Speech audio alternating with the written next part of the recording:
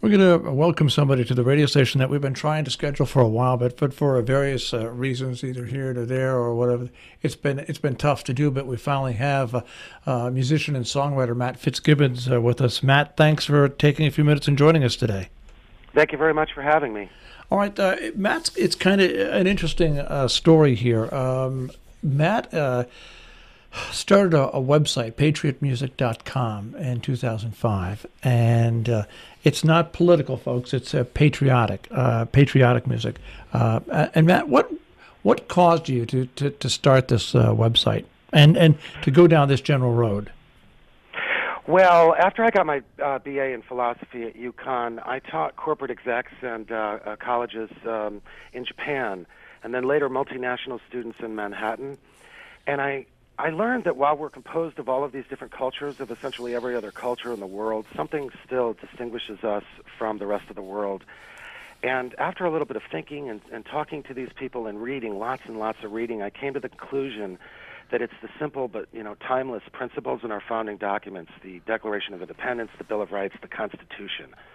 And so I merged my two passions: writing original music and celebrating individual liberty. So I write nonpartisan rock to try to inspire people to find positive, creative ways to help secure our rights.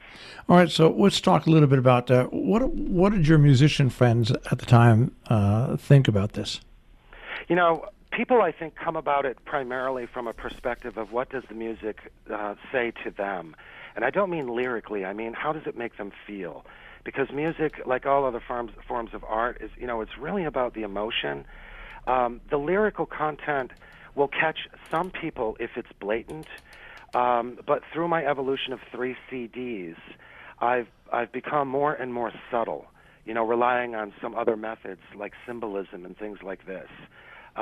So the goal progressively has been to write better and better and better music and to stay away from anything that even sounds preachy. I'm not a Republican, I'm not a Democrat, and like I said, my mission is nonpartisan. So that's essential.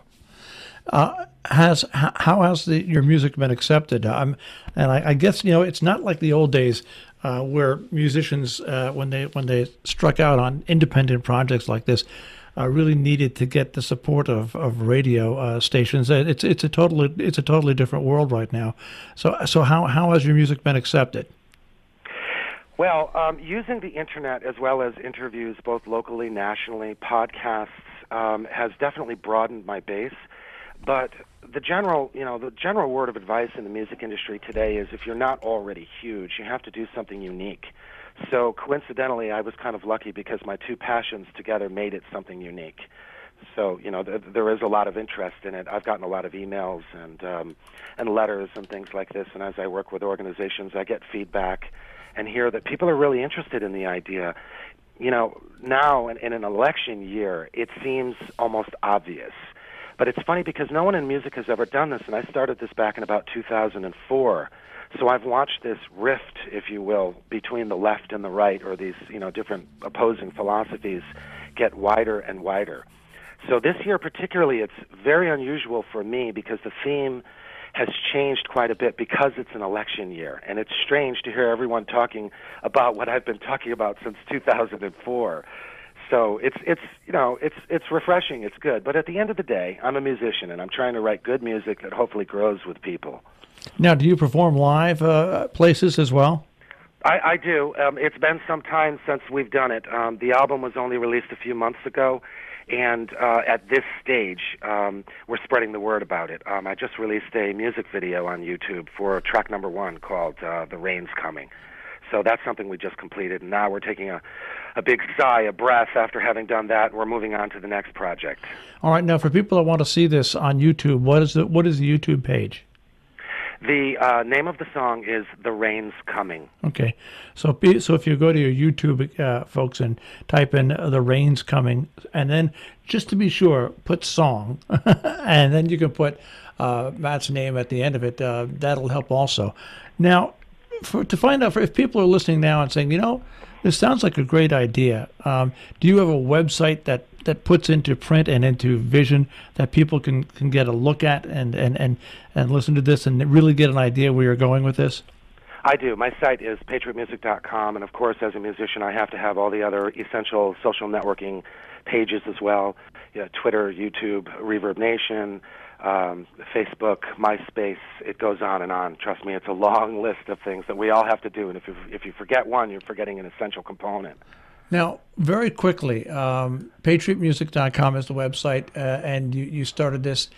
Do you go beyond the music when you talk about being a patriot? I mean, is there another section of this that where the music is an essential part to get people's attention and to get them going?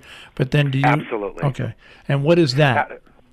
Well, for example, the use of the word patriotism, in the United States, for example, before there was the United States, there were patriots, 13 very different colonies that actually had trouble communicating with each other in George Washington's Continental Army. They formed this idea. It was based on natural rights. And basically, the war of philosophies today is natural rights versus its inverse. So the idea of a patriot or patriotism within the United States, I would argue, is actually very different from what it means elsewhere. I think in many other countries, most other countries, it's synonymous with nationalism.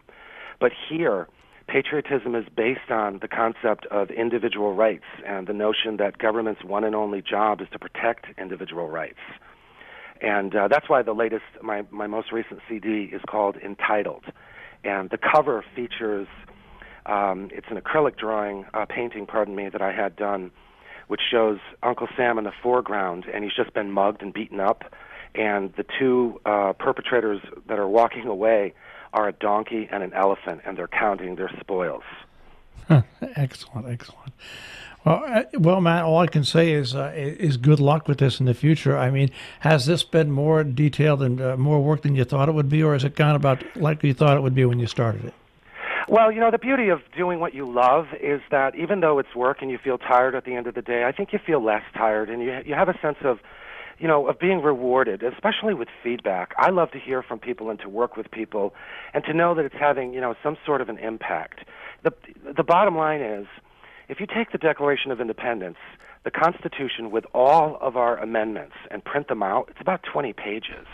I carry a little book with me almost everywhere I go, and it takes only a short amount of time to reacquaint yourself with the principles that made this the longest-standing free government in the history of mankind. And it's all right there. It's not one of these European 40,000-page constitutions that no one wants to read.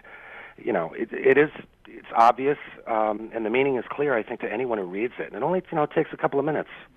All right. Matt Fitzgibbons, and it's patriotmusic.com. And also you can find Matt on YouTube, youtube.com. All you have to do is type in is Matt Fitzgibbons. Matt, thanks for taking a few minutes and joining us today. Thank you very much.